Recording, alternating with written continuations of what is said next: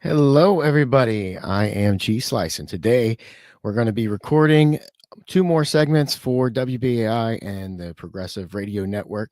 And the host for today is going to be, as it has been for the last month, it's going to be Gloria Guillo. Hello, Gloria. And Hey, Jayme. the esteemed Professor Jayme Kuzmarov.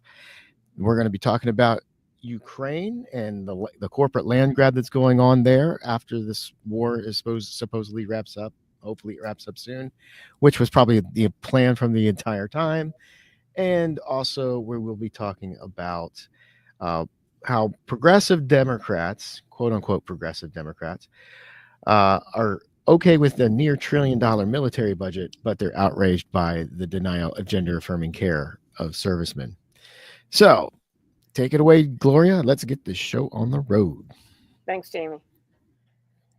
Hey, everyone. Welcome to Left on Left, LOL, where the left critiques itself and laughs out loud to keep from crying. I'm Gloria Guillo, filling in for Craig Pasta Jardula, my good friend. I'm a former bureaucrat in New York City government, although my friend Steve wants me to call myself an administrator because there's a negative connotation on bureaucrat. I'm an investigative journalist, vice chair at WBAI Radio, and a co-founder of Green Renaissance Sovereign Rights Movement, a group so left, it's right on. I'm joined here today by our resident expert, Jayme Kuzmarov. Jayme is a professor at Tulsa Community College, a historian, investigative journalist, and managing editor of Covert Action Magazine, an online magazine that focuses on CIA and deep state activity. Our producer and engineer is Jayme CheeseSlice. The opinions you hear are our own and not those of WBAI, the Pacifica Foundation, or the Progressive Radio Network. Our topic today is on the left media and how it's ignored the Ukrainian corporate land grab and expansion of Ukraine's CIA-backed assassination program. Professor, we follow the so-called alternative media and mainstream media very closely. Unsurprisingly, we've seen almost no critical reports on the two stories we're covering today. And the first one is the corporate land grab. You wrote a really great article for Covert Action Magazine, and that is titled The U.S. Corporate Land Grab in Ukraine Underlies War with Russia. And you can maybe tell us a little bit about that. What's going on there? Thanks. Sure. Well, this story started because a Belgian member of the European Union raised concern about the sell-off of Ukrainian land on a massive scale to U.S. private equity firm, and this has been brought up before the European Union. So again, this is something that should be reported on. If not in the mainstream, it should be reported in the alternative media, which has good reporting on certain topics, but I think is weak, very weak on other topics. In general, I think the coverage of Ukraine has been very bad and very Russophobic, as we've discussed on this show before. And these core economic, naked economic self-interest driving U.S. foreign policy is just kind of off the radar. But that's what we see. I mean, there's hard facts. This woman, Bonte, has hard facts.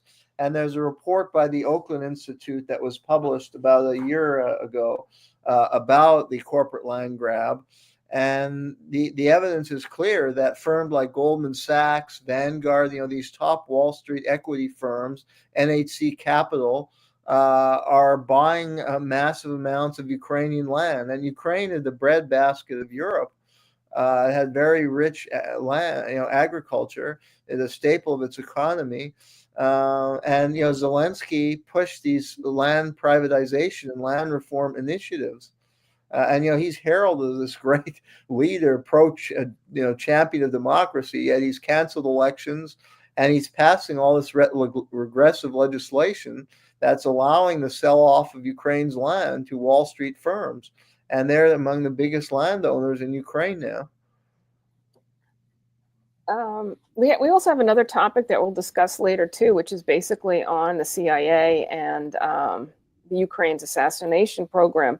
But I think the title of the book that you quote in your article is really a cool title. Could you repeat that title?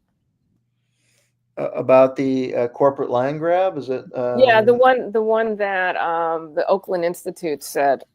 Yeah, well, and I mean, this is it's called War and Theft, and this is an underlying motive. They really get to the point there: war and theft. So I mean, the war is was framed in the mainstream media and alternative media largely as Russian aggression against Ukraine, but it was never framed that this was I mean, the U.S. supported the coup, provoked the conflict as a result of that coup. And that coup has resulted in all these reforms in the Ukrainian government to benefit U.S. corporate investors. And these investors, have profited off the war and off this government that has provoked the war with Russia. And, they have their own agenda. And this agenda is never really articulated very well, apart from, exceptions like this report. And, you get the odd article that's very good, but this should be at the forefront. And I mean, there should be more activism centered on this. We've seen a focus on activism entirely on the Israel-Gaza conflict, but what about these brazen land grabs and the engineering of a government in Ukraine that is selling off its assets to multinational corporation and Wall Street and provoke a war that could lead us into World War III? Where are the outrage? Where are the protests about this? Well, one of the other things is they have a narrative, and you kind of talk about their narrative in your article, where they're just basically saying that they need to do this. This is to recover the expenditure of U.S. Resources for the military-industrial complex and all that, so that this land grab really is okay. It's just to repay the United States. And that seems like a really kind of hokey narrative. I mean, the reality is that this is an excuse for the redistribution and concentration of capital. Wouldn't you agree? Absolutely. I mean, I think, we need to develop on the left a kind of systematic analysis of U.S. imperialism and who drives it. And I mean, imperialism, if you study the British Empire, J.A. Hobson wrote a classic text, and he looked at it with the financial industries and the rich elements in British society that drove British Empire. And it didn't really benefit the mass of the British population, was his argument. And you can make the same argument for the United States today. And in fact, at the end of his book, he said, because his book was written in the early 1900s, but he said what driving U.S. empire to compete with the British Empire, or in some way they work together, the Rockefellers, he said, Rockefeller, I've quoted this in some article, Mr. Rockefeller, Mr. Morgan, they're the ones who drive it.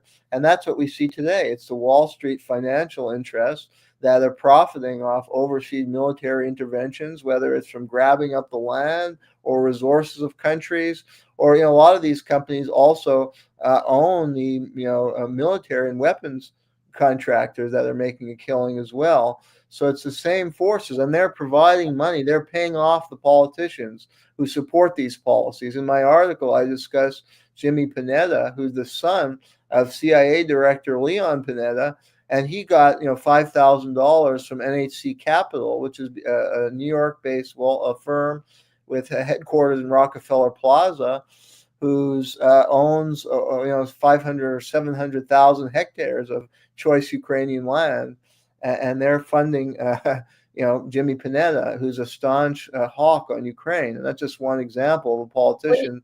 You explain companies. You explained to me prior to the call that, I was like, 5,000 doesn't seem like a lot of money, but then you explained that, go ahead and tell the audience why in this case it is a lot. Well, firstly, that is a lot of money in a congressional race. But secondly, yeah, there are laws that cap corporate donations, but a lot of time they'll hide the money. They find other ways of funneling the money because the candidates set up, or a politician will set up super PACs, or they disguise donations in other ways. So it's only openly reported that they give 5,000, but it could be a lot more. I mean, I don't know in this case, but in a lot of cases, if they're reporting a certain amount, they're finding other ways to expand that total further. But 5,000 is not chump change for a congressional race, and that may be one of a number of companies benefiting from the war in Ukraine that are giving money to this particular candidate, who's a Democrat who happened to be the son of a CIA director, who's very hawkish and very supportive of an aggressive interventionist foreign policy. And that foreign policy is ultimately driven by Wall Street and weapon manufacturers. And on the left, we should acknowledge that and push for reform in campaign financing laws, and ultimately challenge the capitalist system, because that's what's driving U.S. empire and its destruction. I mean, this intervention in Ukraine has resulted in I don't know how many deaths. It could be well over 1 million deaths, and just the destruction of those societies. An entire generation of Ukrainian youth has been sent to die in eastern Ukraine. For what purpose? For a government that sold out its people, that was imposed by foreigners and sold out its population by selling off their land and economic resources. And that's a pattern we see across the world. Well, one thing is there was a tremendous amount of land reform done under Zelensky in 2021. And it could be argued that under former Ukrainian President Viktor Yanukovych, that he resisted this. And this might be one of the reasons for the maiden coup. What do you think of that, Professor? Well, yes, it is well documented that Viktor Yanukovych was a pro-Russian leader who was democratically elected. He may not have been a perfect leader, but he was resisting. The IMF had a plan for structural adjustment where they would give a loan to Ukraine like they do other countries, and push for, in exchange, the government would have to institute privatization measures that would allow foreign corporations to buy up their land or their industry. Yanukovych resisted that, and that many analysts like John Marsheimer and others have argued. I believe Marsheimer, but there's other books that made the point that that was a reason he was overthrown, because he resisted the IMF and he was supporting closer economic relations with Russia, and particularly eastern Ukraine, has strong economic relations with Russia, and he was furthering that. So they had to get rid of him, and he wasn't acquiescing also to NATO expansion in Ukraine and Ukraine's integration with the West, which is what the neoconservatives and other U.S. leaders wanted. So they overthrew him, and they instituted more puppet-like governments that agreed to the IMF loans, and in turn have promoted neoliberal economic program and these privatization initiatives that have benefited Wall Street. I just want to connect our audience to this land reform after Zelensky. After he initiated it, and you mentioned 5 million hectares, and just so people could connect to that, 5 million hectares is the size of 2 Crimeas. So basically, the beautiful, fertile breadbasket land of Ukraine, the size of 2 Crimeas, was stolen by private interests. And I also just wanted to add to, what you were saying, and that the war benefits bankers in the military-industrial complex. And in this case, now it's also benefiting the agribusiness. And one of the main, recipients of this is Cargill, which is huge in the United States. And the other thing I think that's really important is just this money laundering and black market of all of these missing weapons and essential goods and things like that. So it's really, Ukraine is really a a big place to transfer wealth, right? Well, it's become another black hole like Afghanistan, and you're right. There are people, unscrupulous people, and financial elements making a huge amount of money off this, and the losers are the Ukrainian population as well as the Russian population, and possibly the world population if this escalates toward nuclear war, which seems to be a possibility, or a broader world conflict. But it shows again, Henry Kissinger's point that it's dangerous to ally with the United States because Ukraine, really, the fabric of the country has been destroyed, and their youth have been killed off. Their economy has been sold off, and the economic numbers are very bad. And they've lost 20% of their territory. So Ukraine is a big loser right now. I did a little research based on your article about just kind of the black market and what's going on with Ukraine, and found out that according to Moneyval, which is a financial group that tracks this stuff in Europe, Ukraine has between 10 and 20 billion in black market activity, and their GDP is about 178 billion in 2023. So what they're saying is that's about 11% of their GDP if you look at the higher number. And just to get an idea that this is, if you look at the population and all that, it's about 38 million. So,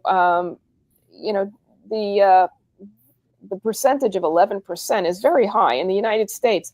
And actually, the United States is considered the top country in black market activity, if people didn't know that.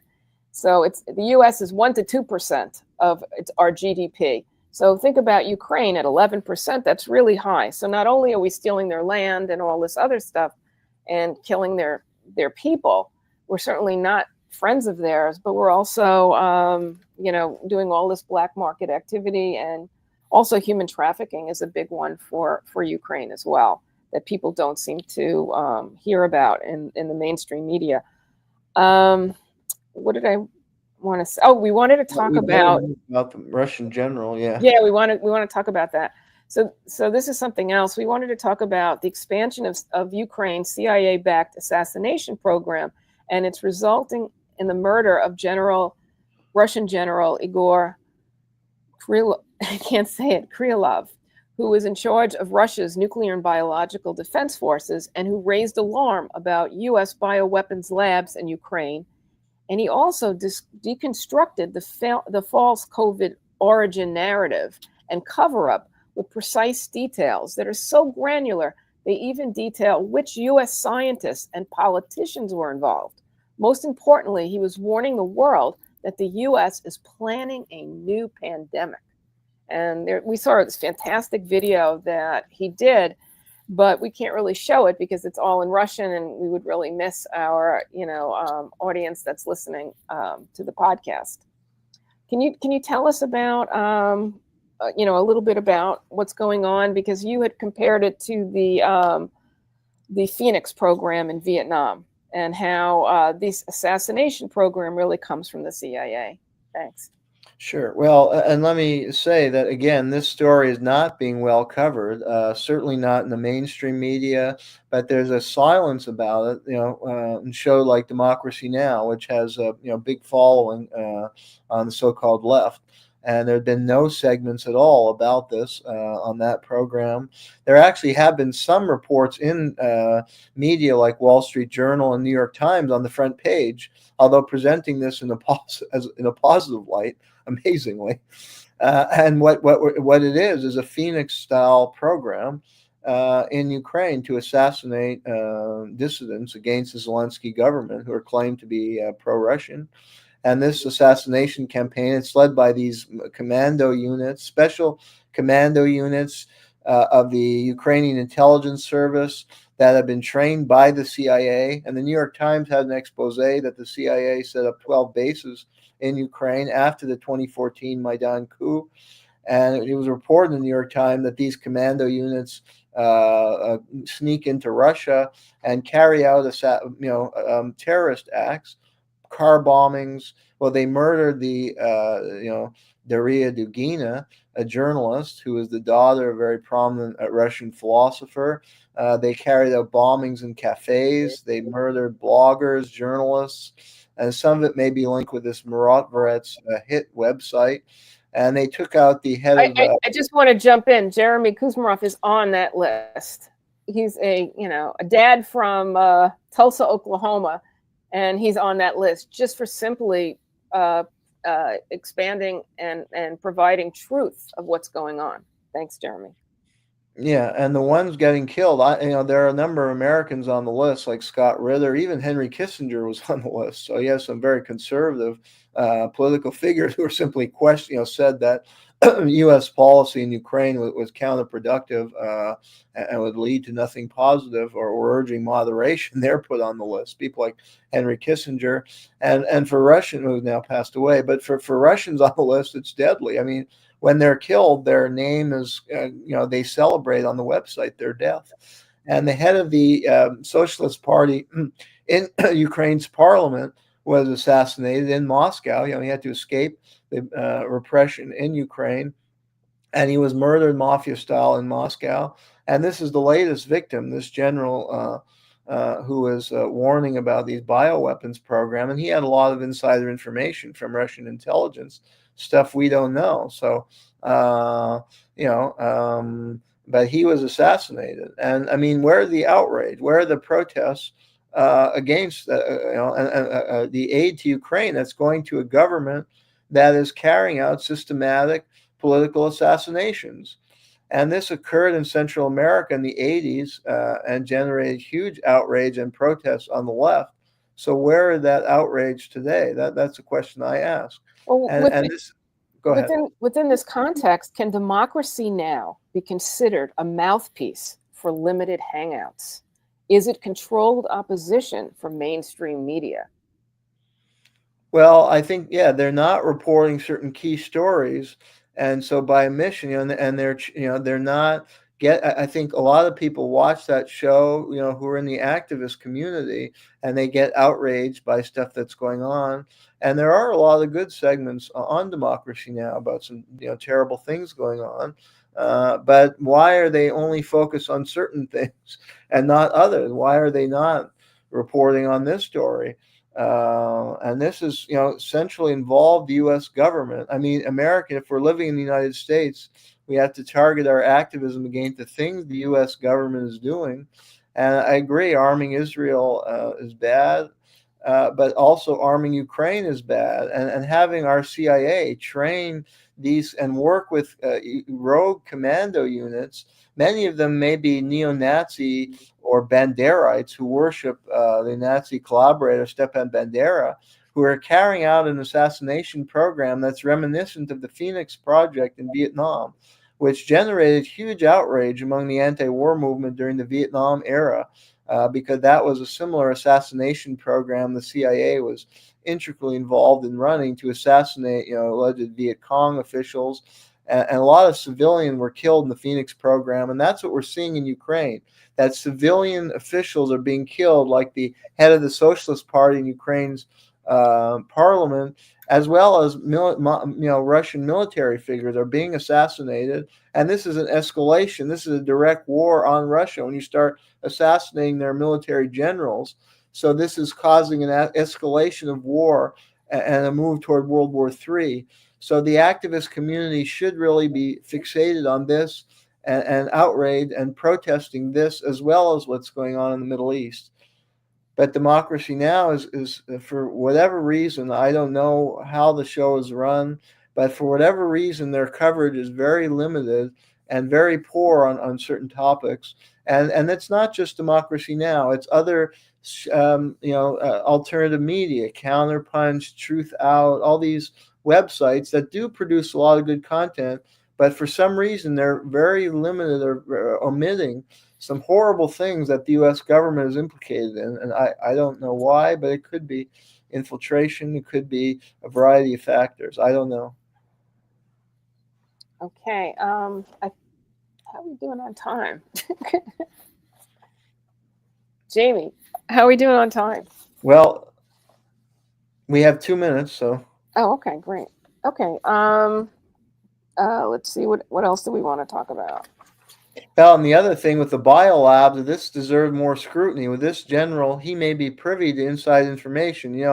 We have to try and verify. Of course, the Russians can, advance disinformation. They want to play up the biolab story to show the evil of the United States. But on the other hand, Russian intelligence has often proved to be true. So we should, do more investigations as to what he was saying. And it may very well be that he was targeted because he had key insider information of criminal activities going on by the U.S. and Ukrainian government, and we ought to be investigating that. And that's more outrage because the bioweapon lab we know exists. Victoria Nuland admitted she called them biological research facilities, so that's a biolab. So we know that there are biolabs in Ukraine. She claimed it was the scientists were working to contain viruses, but we know that the U.S. has an active biowarfare program going back to the early Cold War. And that actually we know for a fact, the CIA admitted that the U.S. government deployed biological weapons in Korea during the Korean War, unleashed disease-infected flies through bombs. So they've done it before. And there, a lot of question marks about the COVID, if that was not a bioweapon. There are books about that. I don't know for sure. I'm not an expert in this area, but there's a lot of evidence in Robert F. Kennedy's book, for instance, that this was a continuation from the bioweapon programs of the early Cold War. So this is something people on the left and activists and people who care about humanity and human rights should do more investigation and bring to public awareness that this is something horrible going on. This is an abuse of science, and that Ukraine, again, is being used for these nefarious scientific projects, and that's morally wrong. Well, that wraps up our show for today. This is Left on Left. I'm Gloria Guillo, joined here by Professor Jayme Kuzmarov. Remember to like, donate, and share our broadcast. Your kind support keeps us going. Thanks for tuning in. Hope to see you next week. Thank you. Thank you. Okay. Gloria, I don't think you saw the 10-minute timer thing because you were reading the whole time. And I left it up there and I'm like, she had to have seen it by now. Oh, shit. Sorry. I think you were reading the whole time. So I don't think you saw that. Yeah, okay. Okay. Now we're gonna go into the second part. Part 2. And that we got it covered. I'm happy. These are big agendas here. All right. Well, you've got 2 videos here. Wait, those were for the deaths. Okay. Yeah, you can't play them because they're in Russian. Yeah. They need subtitles, but they're fantastic. If people want to go on Green Renaissance, Sovereign Rights Movement, Twitter, they're posted there. All right. And since it's an audio medium, I mean, I don't necessarily need to show it, but there is an article for RT. No, it's okay. Doesn't really need. I mean, I think that's fine. We don't really have to have visuals on the next one. I mean, if it comes, if we talk about it, I'll flash it on the screen, but we don't need to really talk about it. What's always good is to put Jeremy's articles up. Yeah. Which was this one, which I didn't put up because I kind of missed the boat when he was talking about it. But for the people watching on YouTube, Jayme wrote this great article. U.S. corporate land grab in Ukraine underlies war with Russia. It's really detailed. Excellent reading. Thank you. And that's on Covert Action Magazine. So, all right. I think we're ready to go on with the next one. And all right. Take it away, Gloria. Hey, everyone. Welcome to Left on Left, LOL, where the left critiques itself and laughs out loud to keep from crying. I'm Gloria Guillo, filling in for Craig Pasta-Jardula.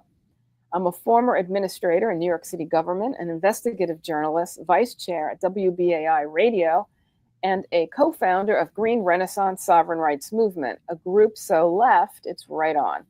I'm joined here today by a resident expert, Jayme Kuzmarov. Jayme is a professor at Tulsa Community College, a historian, investigative journalist, and managing editor of Covert Action Magazine.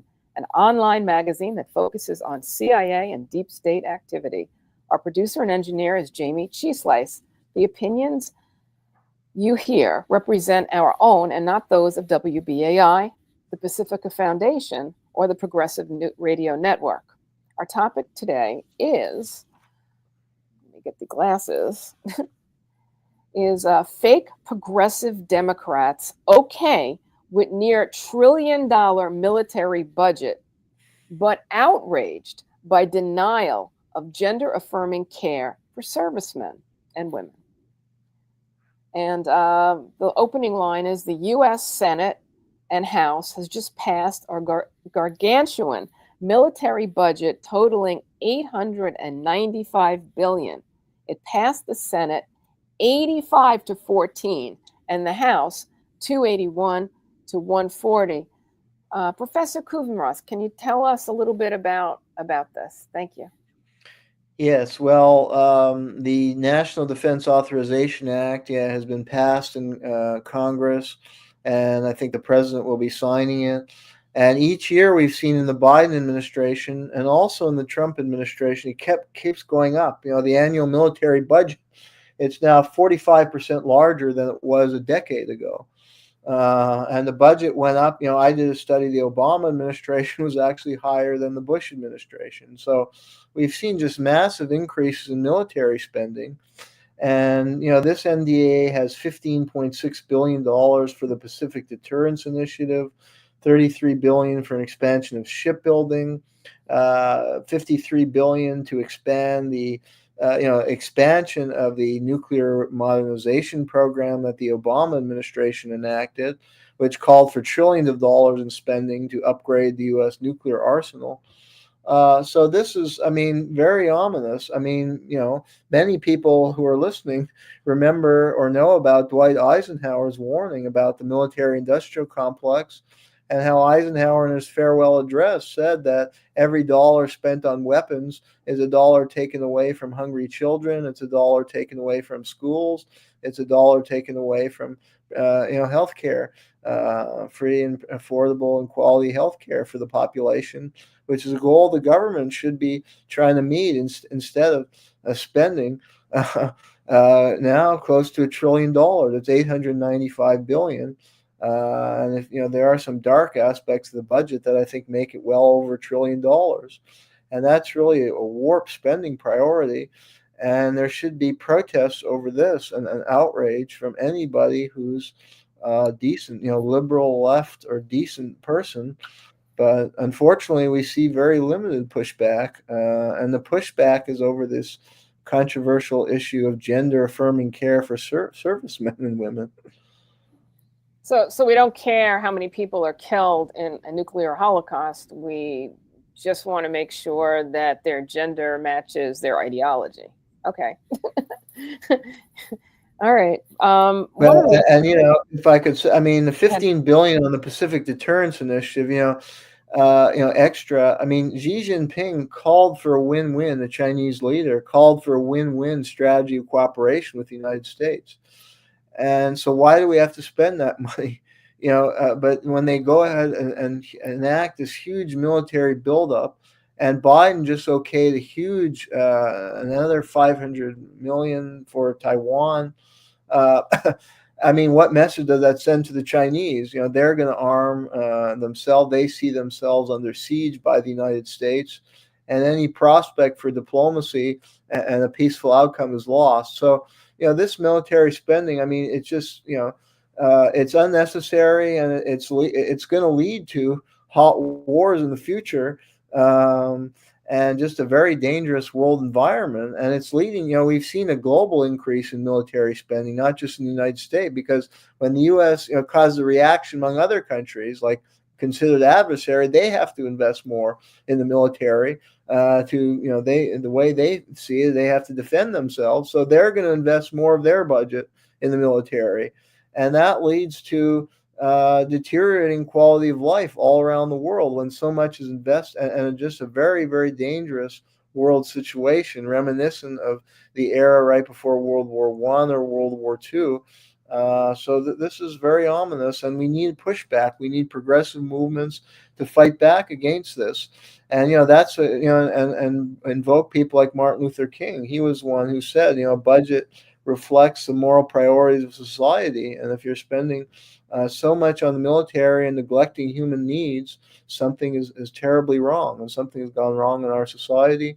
And those of us who are on the side of humanity have to push back, but we don't have people in Congress we can count on, really. Well, one thing that we wanted to discuss was this new military doctrine of nuclear first strike. Now, when I was growing up, there was MAD, mutually assured destruction, and it was called, the And Gloria, unthinkable. before we get in this, could we just mention that Sure. this gender affirming care, because there has been some pushback in the Senate, but it's been led by Tammy Baldwin, and it's largely on the basis of this gender affirming care, which I just want to briefly address, is very dubious from my point of view, because that allows children to have surgeries, I believe, to all, for sex change, and that's really questionable medical ethics. Children below the age of 18 are not fully formed in their brains, and there's question about that surgery as to whether it can cause long-term health impact. So it's very questionable. They make like this is a great human rights cause to be supporting transgender people, but it's very questionable on ethical and grounds. So why is this? And she's channeling the debate away, because I reading the news articles, it focuses on this issue, which I agree is an issue that should be debated, but we're not debating the issue that I was just discussing, that we're spending nearly $1 trillion on the military to provoke wars, and that this is causing so much of a terrible impact as far as cutting budgets or having a lack of funds for human welfare, and that's not being debated. This gender dysphoria takes center stage, and so I blame these elected officials like Tammy Baldwin. If they do believe in that issue, I think they have a right to advocate for it, but front and center with this military bill should be the issue of just out of control military spending and militarism and its corrupt effects in the United States and worldwide, and that's not being raised by Baldwin, and that's a major moral failing on her part and others like her. So I just want to say that. Also, when we've discussed this in the past, the research shows that children who experience gender dysphoria, it's resolved after they pass puberty. So in many, many cases, in the majority of cases, and in Europe and other countries, they are now outlawing this for children under the age of 18, certainly. And, just suggesting that you give children a chance to, go through whatever they're going through and come out the other side before you make irreversible changes to their genitalia that have lifelong consequences, such as sterility and inability to have sexual function at all. So, exactly. it's quite serious. Should the government be funding this, and should this be legal? That's a worthy debate. However, it shouldn't take front and center over this military bill. What we should be debating, especially, is the military budget, and they're diverting any debate over that. Well, I think maybe they use this to muddy the water. What do you think of that? That they just use these cultural Marxism, as the right would call it, issues to just, muddy the water and get away from the real important narrative, exactly, which in this case is the trillions of dollars and the threat of nuclear war. Exactly. And that's why the Democratic Party has lost so many voters, because they champion something that seems to be really dubious to a lot of people, and they're not fighting for the interests of common Americans. It's not in the interest of the common American to spend that amount on the military. As Eisenhower said, the government should be trying to improve the quality of life of the people, investing in healthcare, education, infrastructure. And when you spend $1 trillion on the military, you can't do that, or you're incurring huge budgetary deficits that conservatives legitimately are concerned about. So, yeah, I agree with you. So, are you ready to go to yes. Okay? So we're pretty concerned, with the military doctrine of nuclear first strike. And as I was saying, when I was growing up, it was MAD, mutually assured destruction. And we were seeing all of these TV commercials with a child on a playground and a flower. And the next thing you know, zap, everything's gone. So there was a real fear and a real, let's de-escalate. Let's take all of the weapons offline. Let's not continue to, develop the nuclear program. So this is a real shift.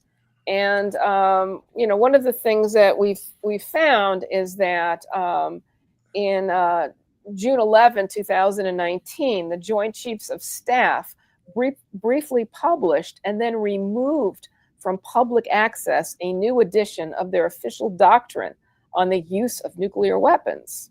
But a public copy was preserved.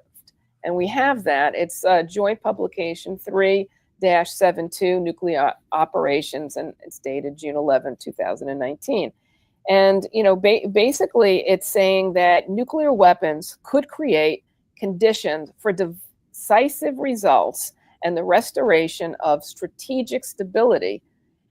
Specifically, the use of nuclear weapons will fundamentally change the scope of a battle and create conditions that affect how commanders will prevail in conflict. And the latest thing that's kind of come up here is Stratcom's Admiral Buchanan. And so he is the director of the Plans and Policies Directorate of the U.S. Strategic Command. And what he's saying, he's not isolated in what he's saying. He's basically just saying the narrative. And what he's saying is that a nuclear exchange would be acceptable as long as the U.S. emerged with enough nuclear capacity to hold post-war dominance. I think, and this is him saying, a direct quote, I think everyone would agree if we have to have an exchange, then we want to do it in terms that are most acceptable to the United States. So they are, saying that we have to think the unthinkable and abandon the policy that nuclear war cannot be won and therefore must not be fought. But instead, we must plan for a nuclear war if that's what it takes to maintain U.S. dominance, global dominance. So, Professor, isn't the use of any nuclear weapons insane and potentially suicidal for the human race? And wouldn't a nuclear weapon have catastrophic consequences? Absolutely. We had a program that I was involved with at various colleges that brought survivors of the atomic attack, the Hibakusha, and these are men and women who are in their 80s who lived through the experience and were lucky to survive. And a number of them had numerous cancer operations because of the radiation they were exposed to. And they explained what happened on the day. And one woman, I remember from her testimony that she was 13 years old and she just blacked out after the bomb, and she woke up in this school and she had to have a lot of surgeries because the radiation just destroyed a good part of her body. And it's just horrible. I mean, her goal in life was just to tell her story, especially to younger generations, so that we wouldn't repeat the horrors of the past. And so many people got killed. Anybody within the vicinity of the blast in Hiroshima or Nagasaki was immediately killed. And then so many got the radiation poisoning. So we don't want to live that again. And these stories are so important to get out, especially in the kind of climate we're in now, where the U.S. is recklessly provoking wars with nuclear-armed countries like Russia and China, and where you have these Dr. Strangelove type figures talking about using nuclear first strikes as if it's nothing, and they're willing to do anything to sustain American global hegemony. But I think Americans have to accept the reality that the world is changing, that it's becoming more of a multipolar world order, and America is best to adapt to that. I mean, America has a lot going for it. It has a great economy. It has great resources. It has great technological development. The rise of China's economy is not necessarily a threat to the quality of life of Americans. There's a way to harness China's economic growth to our own economic growth. And so we shouldn't have this mindset that we have to dominate the world or we'll destroy it. When the rise of power like China economically is not even a threat to us, it could be a good thing for our economy. And we should be confident in our own economic capability. So that worldview is just distorted and very dangerous one because of what we know about nuclear weapons and how horrible they are, and what we know about nuclear winter, that they'll cause a deep freeze and huge loss of life. And these countries they could retaliate if the U.S. adopts a nuclear first strike. A country like Russia or China could retaliate, and so millions and millions will die. And there's this illusion of nuclear tip weapons. Some of the weapons the U.S. has in its arsenal, just like nuclear tips, so they think it's more benign, but it will still cause huge casualty levels. The other thing that I had uncovered was Russia has this dead hand system where if command and control cannot respond, automatically the weapons are released. So even if the United States does get in a first strike, there will be a retaliation from Russia, even if they do destroy command and control. Yeah, so that's something to really think about. And yeah, I think one of the problems that Jeremy and I are experiencing is that this is not getting out there to people. People are not understanding how at risk the entire world is, and that this should be, really front and center. And actually, Diane Sayre, who had run for the Senate against Kristen Gillibrand, was saying that we should really focus on HR 10218, and that's to pull U.S. ATACMS back from Ukraine now. And this was put out by Representative Clay Higgins, who was a Republican in Louisiana, and it's now before the House Committee on Foreign Affairs. And she's suggesting that we all call our Congress, our Senate, and really see if we can get this passed.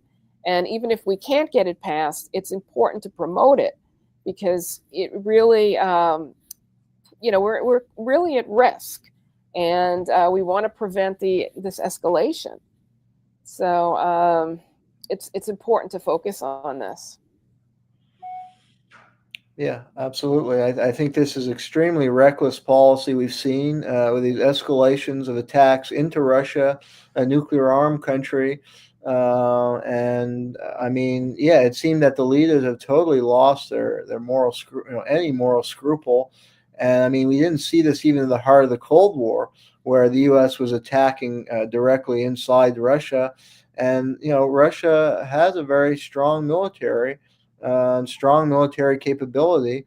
So this is just, there doesn't seem to be any common sense underlying this at all. I mean, these leaders, and I've heard them called criminally insane because they are insane. I mean, and then this is criminal, and they could take down all humanity.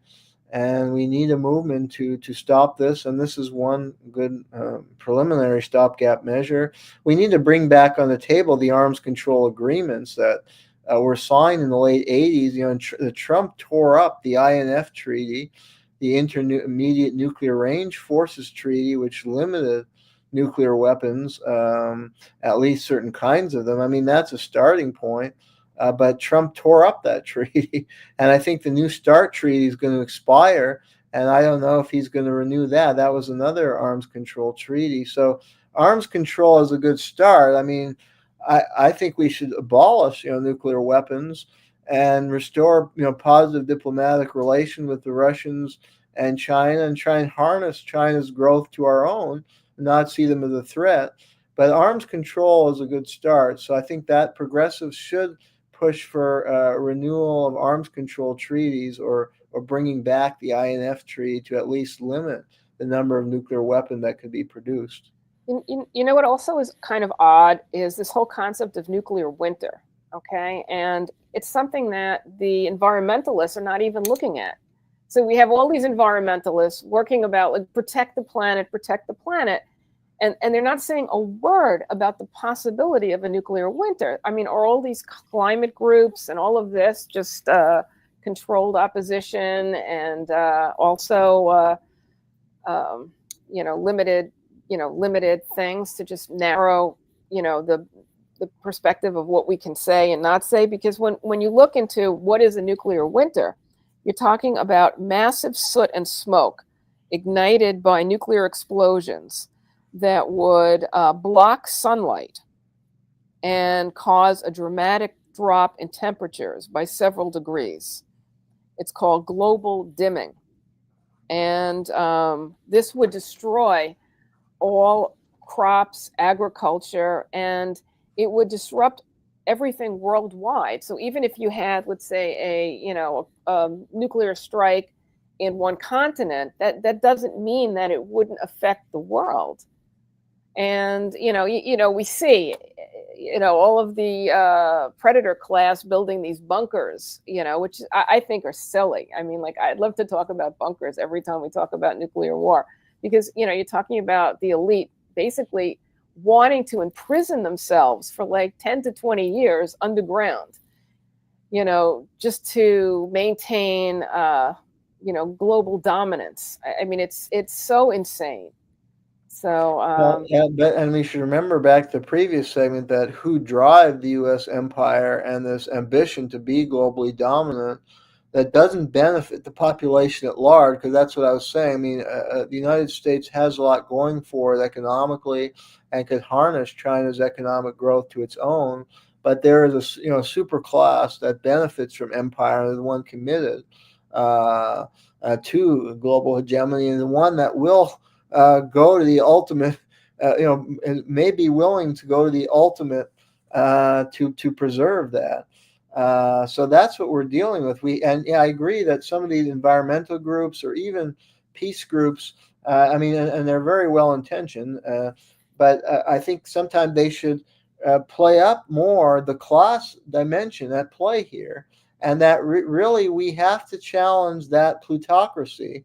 That's the one driving these insane policies, and in some ways it's not so insane for them, given the wealth and power that they have. So peace and environmental groups should be part of a broader left. I think that's part of the problem. Where are they? Where are they? Yeah, I think number one, you have the problem that environmental groups focus on certain environmental causes, but don't look at a bigger picture and don't take on the warfare state. When the warfare state, the Pentagon, the biggest polluter and emitter of carbon gases, for instance, but then they don't unify together what we really need in the country, because the left became so fragmented into different groups that focus on different issues. You have a peace group, an environmental group, and you may have some labor groups, but they need to join together and challenge this plutocracy that is driving these criminally insane policies that are ruining the environment, that are causing endless wars, that are hammering the middle and working class. It all goes together. So we need to join forces now. That's what we need. Hey, Greta, can you get the memo here? And then, of course, you have elements that may, infiltrators. The CIA and intelligence agencies have a long tradition of infiltrating left-wing and progressive organizations to try and neuter their message, or to try and weaken them, or to try and get them to adopt counterproductive strategies, or maybe just to get them off point. So we have to be attuned to that and try and ward off that, and just keep our eye on the prize. And that's why our show, we're independent, we're not compromised. We try and provide good analysis that can help people see things more clearly and see where we need to go, which is a unification of these groups, like I was suggesting. That's how the left could be more a presence again in the United States, and that we can have a real challenge to these criminal plutocrats. Well said. I think we have just a little bit more time. So I'm just going to urge our viewers again and our listeners to focus on calling their representatives and trying to push forward HR 10218 to pull U.S. ATACMS back from Ukraine. And, the reason, talk a little bit about the ATACMS and why they're terrible. because they're, U.S. weapons. Oh, we're on 20 seconds. Well, these are U.S. weapons directly attacking Russia, and we didn't see this in the heart of the Cold War, and it's going to elicit a Russian response. I mean, they see themselves at war with the United States with this kind of initiative, and it's just causing a very dangerous escalation, as well as a loss of life within Russia. So, and what's the point? Like, why do we want a war with Russia? It's just going to be mutually destructive for both countries, especially when we spend billions on military and we need that money spent. We've got serious problems here at home, huge homeless population, declining, public education, teachers who are not paid adequately at all, healthcare system in crisis. So we have serious problem, and that's what the government should be focused on, not triggering World War III. Thank you, Jayme. That wraps up our show for today. This is Left on Left. I'm Gloria Guillo, joined here by Professor Jayme Kuzmarov. Remember to like, donate, and share our broadcast. Your kind support keeps us going. Thanks for tuning in. See you next week. Thank you.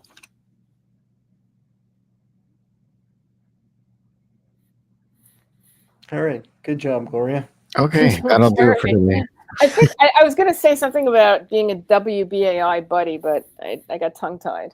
Well, that's in the closer anyway. Oh, okay, we do have that. The pasta recorded that for every show. Right, perfect. Yeah. I'm going to see the pasta tonight. So you can't read the private chat? Yeah, I did. I was able to see it. I saw okay. 1 minute left. I got that one. All right. Yeah. All right. So I think that's it for today. I don't really have anything else. I've got a lot of family stuff I got to be doing today. Yeah, we all do. Happy holidays, everyone. Happy holidays. So we'll discuss our plans, Gloria, maybe later this week. Definitely. Okay. Okay. Thanks, Jayme, for all you do for us. Yeah. Right, and I think we had a meeting to discuss how we can finance the show, so that'll move ahead too in the coming weeks. Oh, we could talk about that later and off the air. So. All right. Okay. So long, everybody. Happy holidays. Take care. Happy holidays. Good show, Gloria. Thanks. Bye, everybody. Bye, everybody. And that'll do it for today. We'll see you next week, or we'll figure it out. We're going to be around. We're going to do a show for next week. We'll be around. We're going to record it. So we'll see you then. Probably bye. Same time next week.